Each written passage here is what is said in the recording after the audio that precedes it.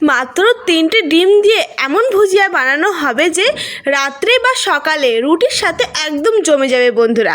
খুব সহজেই আর খুব তাড়াতাড়ি হয়ে যায় এই ডিমের ভুজিয়াটা, আর খেতে হয় কিন্তু দুর্দান্ত। আজকে এই ডিমের ভুজিয়াটাই তোমাদের সাথে শেয়ার করতে চলে আসলাম বন্ধুরা। সবাই পুরো ভিডিওটা দেখো, আশা করছি তোমাদের খুব ভালো লাগবে। কেউ কিন্তু স্কিপ করো না প্লিজ, কেউ না দেখে ভিডিও কমেন্ট করবে না, ভিডিওটা দেখো না প্লিজ, কিন্তু কেউ না দেখে কমেন্ট করো না।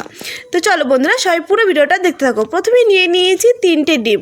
3টে ডিম কাঁচাই আছে কিন্তু। চলো এই 3টে ডিমটাকে পরে কি করব সেটা বলছি। আর এখানটায় নিয়ে নিয়েছি আমি টমেটো, পেঁয়াজ, কাঁচা লঙ্কা, ধনেপাতা সবগুলো কিন্তু কুচিয়ে নিয়েছি। পেঁয়াজটাকে লম্বা লম্বা করে কুচিয়ে নিয়েছি। চলো কড়া বসিয়ে দিই। কড়া তো বসিয়ে দিয়েছি, কড়াটা খুব সুন্দর করে গরম করে তার মধ্যে দিয়ে দিয়েছি আমি সরষের তেল। বেশ অনেকটাই সরষের তেল দিয়েছি, আর একটুখানি জিরে ফোড়ন দিয়ে জিরেটাকে খুব সুন্দর করে ভেজে নেব। পেঁয়াজের পরিমাণটা কিন্তু একটু বেশি দেবে বন্ধুরা, পেঁয়াজের পরিমাণটা বেশি দিলে বেশি ভালো লাগে। তো জিরেটা ভাজা হয়ে গেছে, তারপর কেটে রাখা পেঁয়াজগুলো দিয়ে দিচ্ছি একে একে। পেঁয়াজটা দেওয়ার পর কিন্তু পেঁয়াজটা খুব সুন্দর করে ভাজতে হবে। গ্যাসের ফ্লেমটা লো করে ভাজবো, হাই করলে আবার পেঁয়াজটা ভাজা হবে না, এদিকে পুড়ে যাবে। আর এই যে 3টে ডিম ভেঙে নিয়েছি, ভেঙে আগে গুলিয়ে নিচ্ছি একটা চামচের সাহায্যে। খুব সুন্দর করে কিন্তু ফেটিয়ে নিতে হবে ডিমটাকে। তোমরা চাইলে এর মধ্যেই লবণ হলুদ যা দেবে সেগুলো কিন্তু মিক্স করে নিতে পারো, আমি এর মধ্যে কিছু দেব না এখন। তো পেঁয়াজটা কিন্তু প্রায় ভাজা হয়ে এসেছে, মানে হালকা হালকা ভাজা হয়েছে।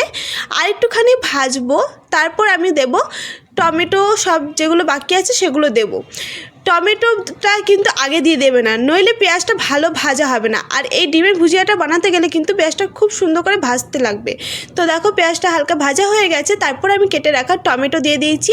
এবার দিয়ে দেবো কুচিয়ে রাখা কাঁচা লঙ্কাটা। লঙ্কার পরিমাপটা তোমরা নিজেদের মতোই দেবে, যে যেরকম ঝাল খাও, কেউ বেশি ঝাল খাও, কেউ কম ঝাল খাও, সে সেরকমভাবে দেবে। তো কাঁচা লঙ্কার পরিমাপটা তো আমি দিয়েছি, 3টে পরিমাপ দিয়েছি, তোমরা চাইলে আরও বেশি দিতে পারো। এবার টমেটো, কাঁচা লঙ্কা আর পেঁয়াজটাকে একসঙ্গে খুব ভালো করে ভেজে নেব। যতক্ষণ না টমেটোটা সেদ্ধ হয়ে যাচ্ছে বা মিশে আসছে, ঠিক ততক্ষণ কিন্তু আমি ভেজে নেব।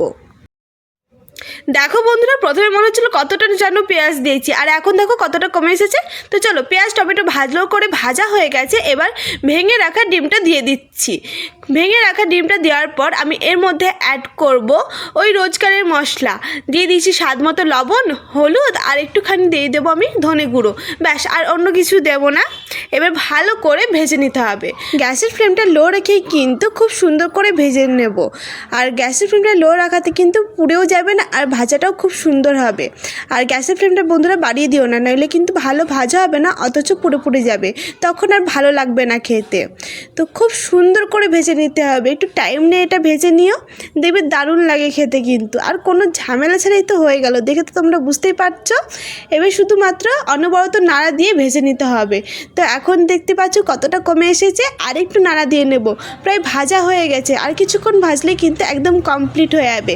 তো চলো এর মধ্যে দিয়ে দিচ্ছি কুচিয়ে রাখা ধনেপাতা। ব্যাস, কুচিয়ে রাখা ধনেপাতা দিয়ে আবারও খুব সুন্দর করে নাড়াচাড়া দিয়ে নেব। আমার ভিডিওটা যদি তোমাদের ভালো লেগে থাকে তাহলে কিন্তু একটা লাইক, কমেন্ট, শেয়ার করতে ভুলবে না বন্ধুরা। আর এরকম ঘরোয়া রেসিপি পেতে হলে কিন্তু আমার চ্যানেলটাকে নতুনরা সাবস্ক্রাইব করে আমার পাশে থেকো, তাহলে কিন্তু এরকম সুন্দর সুন্দর ঘরোয়া রেসিপি তোমাদের কাছে ঝটপট চলে যাবে। তো দেখো একদম কমপ্লিট হয়ে গেছে, আর নামিয়ে নিয়েছি। কতটা লোভনীয় লাগছে দেখতেও, তাই না বলো বন্ধুরা? আর এই ডিমের ভুজিয়া কিন্তু রুটির সাথে একদম জমে যাবে, সকাল হোক বা রাত্রি, ডিম ভুজিয়া আর রুটি একদম জমে যাবে। তো আজকের ভিডিওটা এই পর্যন্তই বন্ধুরা, সবাইকে অসংখ্য ধন্যবাদ এতক্ষণ ধরে আমার ভিডিওটা দেখার জন্য। সবাই খুব ভালো থেকো, সুস্থ থেকো, আবারও দেখা হচ্ছে অন্য কোনো ভিডিওতে। ততক্ষণের জন্য ওকে বাই, টাটা বন্ধুরা।